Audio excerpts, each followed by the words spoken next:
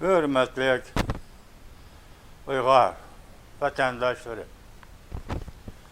ben bugün ettiğin saat 6'da bir kaygılı haber anladım. Bu haberde Uygur'un inkılapçısı, pişkan, çenikan inkılapçısı, Uygur'un yetek şairi Ahmet İgenbedi vafat buldu deyip kaygılı bir haber anladım. Ben bugün tan aldıdaki ölüm ve tan aldıdaki hasret mavzusu aslında Ahmet İgenbedi'ge matem tutunmen, matem bildirmen, kaygı işidimen, hasret işidimen vatandaşlarım. Bugün 2026 yıl 4. ayının 20. günü Düşenbe. Ettiğin saat 6'da Ahmet İgenbedi vafat buldu degan bir kaygılı haberini anladım. Bu haberden kaygırdım ve Ahmet İgenbedi'nin hayat çağındaki iş izlerini esleşke başladı. Ahmet İgenbedi aramızda pişqadam inkılapçıydı. Şundaqla Ahmet İgenbedi aramızda bir fikirlik, subatlı şairiydi. Uygur turmuş adetleri de sübihtan yerim keçidin aşkanda tan karangusu tan yuruşqa yaqinlab kelganda tan nuri tan yurudi deydigan kelimelerimiz yorugan tanni ve tan yuruşni ana shunda tasvirlaydi. Tan nuri ve tan yurdi şair Ahmet İgenbedi'nin ve köpligen şairlerimizden kalemi arkalık Uygur şiiriyet sahasında tatımlık ve örneklik mavzua bulup kelgen idi. Yörüktan ve Tanrı Uygur şiiriyet sahasında simvolluk ibarı bulup köçme mana küçü bilen ve kurulmalık adeti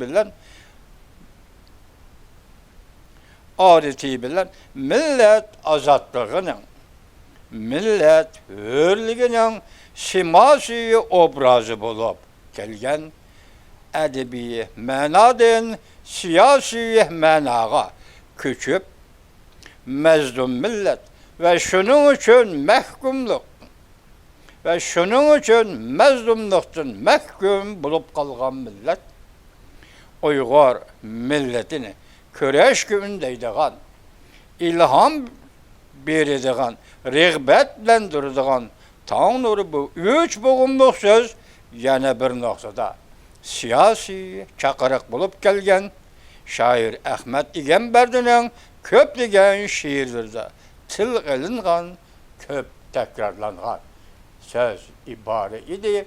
Del şundaq payt yetip kelgende her bir Uygur'un bu soğusuğa ana şundaq Tanrı payti yetip kelip atkan bir çağda inkılapçı mez Ahmet İgenbedi köz yumdu. Vafat bol. Şu tan Ahmet İgenbedi kütken, milletimiz Uygurlar kütken, şu Tanrı tan karangusu işiden çıkıp kelip atkanda Uyguristan'ın yeni tarihi ceryanı, yaküllengi yeni bir tarihi basqaç Tanrı bilen koşulup, tarih bulup, royapqa çıkıp atkanda ameliyat bulup, sınaqdan ötüp atkanda mesele bulup, cihan sahnesiga çıkıp atkanda ameliyat bulup, cihan sahnesiga çıkıp atkanda kanatlangan arzu bulup, kanatlangan arzu bulup, çiçekligen gayi bulup, oygangan qalblardan o'rin olganda qumdak chechilib ketgan Uyg'urni uyul tashdek uyushqi undigan tong nuri bo'sog'imizga Uyg'urning bo'sog'isiga yetib kelganda va yetib kelayotganda ko'z yumdingiz. Ko'z yumdingiz. İnqilobchimiz, peshqadam shoirimiz Ahmad İgamber. Ko'rmay dedingizmi? Yo'q. Bu sizga yetib kelayotgan muborak tong nuri edi ya. Meyli shodlik, meyli ozodlik bu sizga. Siz mansub bo'lgan millatingiz Uyg'urga yetib kelayotgan tong nuri. G'alaba, tantana kunlari edi ya. Ahmad İgamber.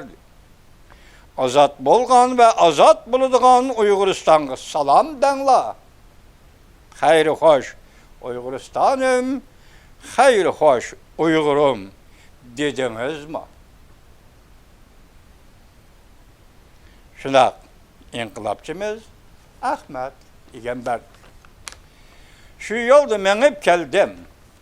Bu azatlık, bu hürlük için kanç renci külpetlerini tarttım.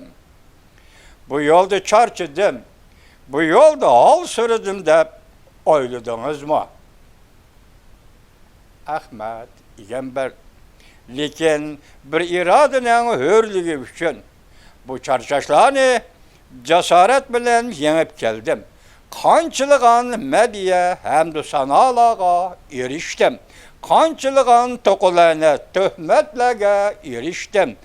Taşkent Sago'da okuş bitirip, vatanim Uyguristan'a qaytib Ürümçide tarihim jurnalıda tahrir bulup işlep, emgek bilen özgertiş meydanıga haydilip, ebetilip, Xitay Qorçaq hakimiyetinin ili oblastlık türmüsü yetip, 9 yıl türmüsü yetip, tasavvur edip gelgen azaplı xiyallah içinde, Ahmet İgamber'di. Çarxnen men tartmagan derdu balası kaldı mı? Xasta könglim körmegen yavru capası kaldı mı? Dep oyladınız mı? Şu çağda şundak oylaganmıdınız? Ahmet İgamber. Yani şundak küzümlü jumaya, küzümlü jumulay, kiteyya, kitvalay dediniz mi? Ahmet İgamber. Bir ömürlük ecir, yimmeti, nimmeti nerede? Yani o közge körünüp kaldı. Bu soğuda da, lekin toxta deb buyruk çürgülü bulamdı. Azrail'a. Jungo feodal mustemlikçi imperiye işçiden teşidin çak büsülüp Allah halısa Xitay'nın gümran buluşu bugün ve etinen işçideki iş idi. Uygur'un yetek şairi, Uygur'un yetek pişkan, çenikkan inkılapçısı Ahmet İgamber'di. Hayır, hoş. Allah sizge cennet ata kılgay. Hayır, hoş.